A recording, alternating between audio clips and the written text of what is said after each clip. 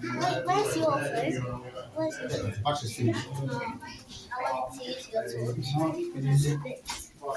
Hello, Tony. Where are you in the cave? Yeah. On four.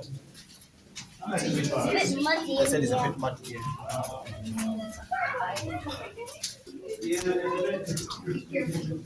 I think you're about the right height for him here, aren't you?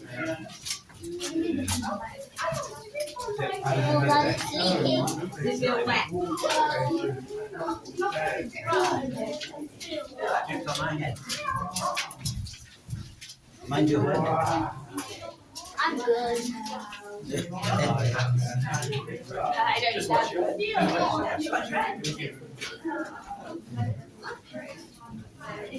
I wore wrong shoes, I think. And I say, no, you're fine. Hi, Because guys. they're kind of big, aren't they? Yeah, we're in the cave now. The guy said it's a bit creepy as we go down. So if you hear some screaming, that will be me. I just almost had a heart attack. Wow. Oh, wow. Wow, guys, look. Look at this.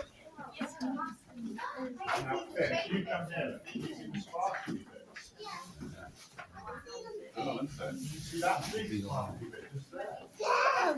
It's over there. Want to come to the side so Someone there. Have a look. Yeah, I know. I'm scared now. Okay, we're all here? I think we are, aren't we? Yes. Okay. So a little bit of a quick intro to the geology of this area. We're basically in limestone country. Limestone is really sort of, you get a lot of sort of different minerals and crystal deposits in limestone. And we have quite a good example of quite a few of them up here. So have you heard of Blue John?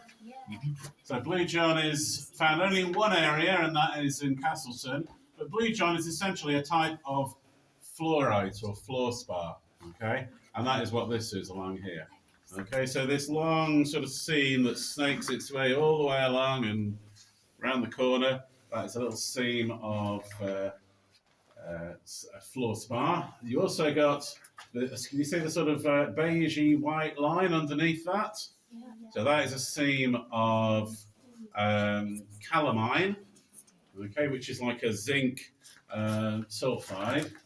Okay, so there we go. Got a bit of calamine up there. This big grey patch over here is zinc. All of these white bits, little white outcrops, that's calcite. We've got iron here as well. All of these sort of, the fact that this is all kind of rusty looking means it's iron.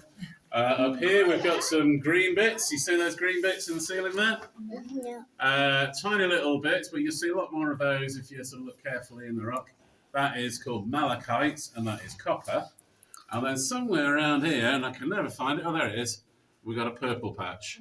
Okay, there we go. And that is a type of fluorite called blue fluorite. It's all very confusing, isn't it? Because we've got fluorite over there, but it looks completely different to the fluorite over here. It's called blue fluorite, and it's actually purple. So there we go. But the stuff that the miners were looking for when they came down here from as early as 1410 was this stuff here. Okay, so not the white bit, but these sort of grey, sparkly bits in between. That is called galena. And galena is literally lead sulfide. Okay, so there we go. So this is an old lead mine. And back in 1410, they probably weren't mining for the lead, although they may have been. They're more likely mining for the calamine, because this was a calamine mine. That's not an echo. But in the 17th, 18th, and into the 19th centuries as well, this was a big lead mine. Okay, so we're going to head up and round the corner, up the slope. I'll show you a few tools that the lead miners used, and then we're going to come back down into this area and sort of gather somewhere over there, and then I'll fire up John the miner, and we'll hear what he's got to tell us about his experience down here. Okay, so we're going to go up this way, but I have to turn the lights on. That's over here. Bear with me.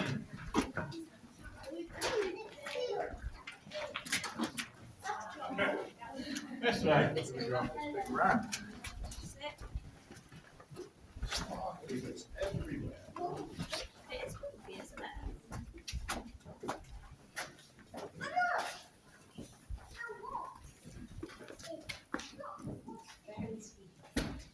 Right.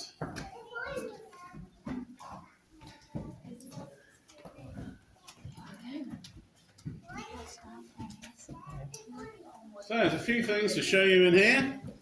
We have, well, first of all, how do you think the miners got the stuff that they were looking for out of the rock? What tools were they using? What's the main tool that a miner uses, do we think? That's it, pickaxe, right, okay. So we need to look out for pickaxe marks in the walls. So they're actually everywhere you look, but you can see some nice clear ones here. Big sort of scratch marks, vertical scratch marks.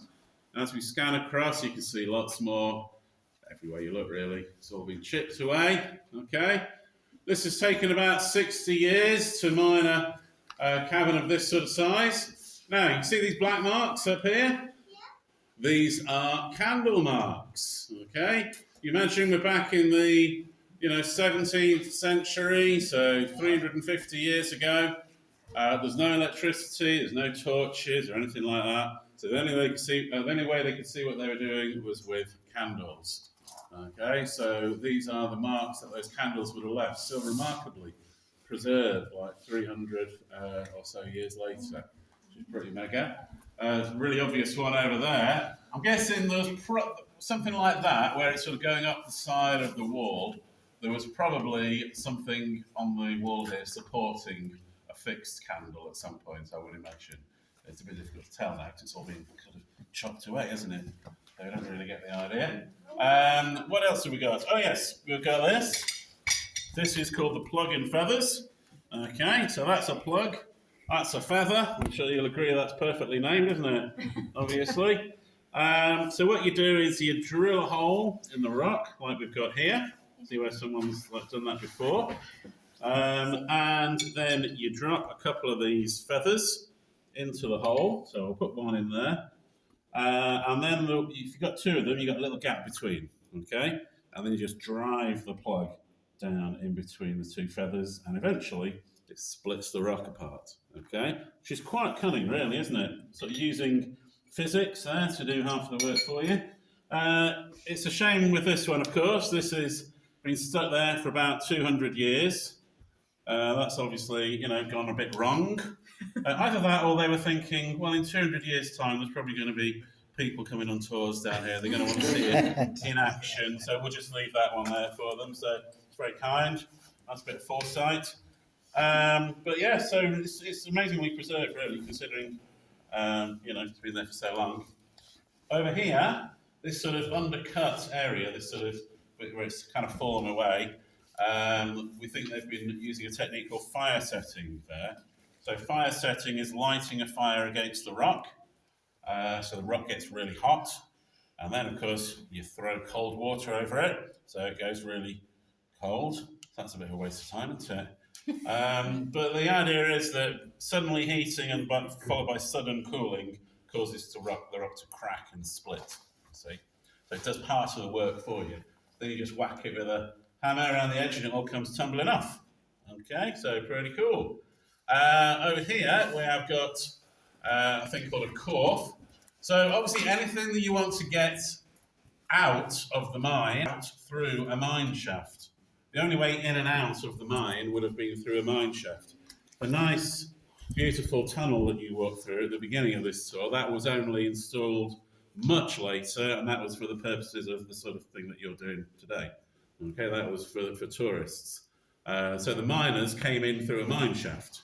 Okay, yeah, probably somewhere around the back there. There's also one around the corner here as well. So this is called a corf. You put all the galena in the corf.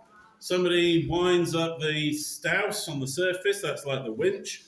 And up it goes, okay? This would weigh about 80 kilos when it was full of galena. Yeah, because the one thing we know about lead, it's very heavy. Okay, it's kind of known for that, really, isn't it? So it's not a very big bucket, but it's 80 kilos nevertheless. If you want an idea of what 80 kilos is, it's about the weight of an average man. Okay, so there we go. About 12 stone, that sort of thing. Lovely stuff. Right, okay, I think we'll head back down into the John area now, and we'll hear what he's got to say, and he can sort of fill in any blanks in what I've sort of missed out and give you a bit of a flavour of what it's like working down here back in the day. Okay, so if you want to head back down the slope, I'll follow you down. Oh, I'm a bit scared now. Come on.